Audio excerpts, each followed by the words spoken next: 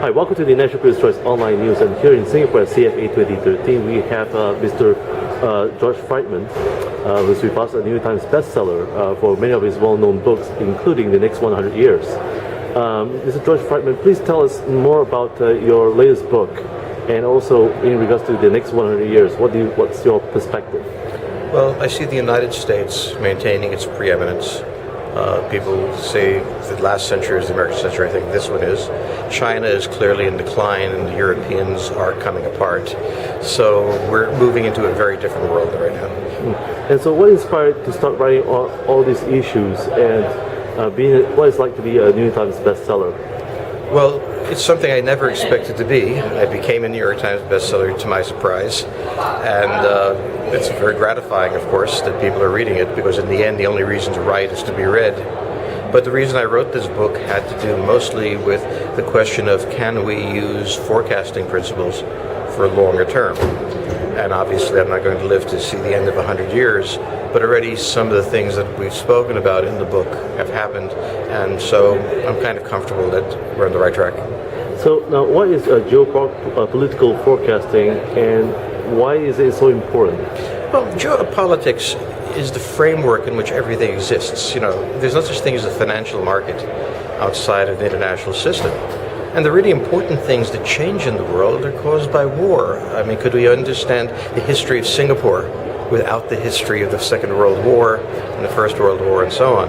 So geopolitical forecasting is forecasting the really major trends to define everything else. And so what kind of role does geographies shaping the history and the politics, including economics and social imperatives? Well, consider Singapore. It's an island. Everything that Singapore is about is concerned with the fact that it is an island, and it sits on the Malacca, the Singapore Straits, and it is the great highway of the world. So all of your business opportunities, all of your dangers come from that. And what's next? So what do you see in the next coming 5 to 10 years? Well, the most important thing that's happening is the decline of the European Union and fragmentation of the Union. But also we are seeing the slow and steady slowdown of the Chinese economy. Just as Japan was the superstar of the 1980s and then reached the limit in the 1990s, China is now reaching its limit, which means that two of the pillars of the international system, China and Europe, are changing the way they behave. And what's your perspective on the Arab Spring today?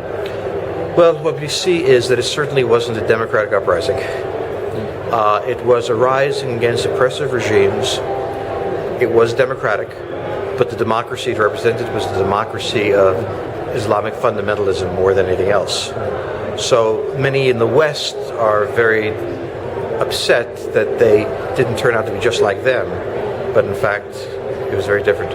No, and also as the rise of India and also the South Asia-China Sea dispute, do you think that China will dominate the world in the future? China cannot even dominate itself. China has to contend with the Philippine Navy and isn't that capable of doing that either. China is a great power, but it's always had limits in expanding.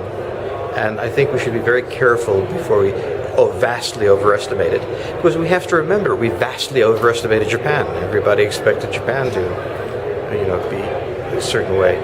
Let's also, bear in mind that India is a deeply divided country. It is not one country; it's many countries gathered together by the British, and so we can't speak of India as a single entity. There's Bangalore; it's different from Kerala. So what's next for you, Mr. Friedman? Are you at present writing a new book? I am. I hopefully will finish it this summer, and it's going to be on the decline of the European Union and the reemergence of nationalism in Europe. How can our viewers can keep in contact with you? Do you have a Facebook or a website? They can write a letter to me at stratfor.com. There are places to reach me. I don't like Twitter because anything that can be answered in one quick sentence isn't worth discussing. So I like to have long discussions with my readers. Well, once again, Dr. Friedman, thank you for joining us here at the National People's Choice Online News, and we hope to see your new book very soon. Thank you.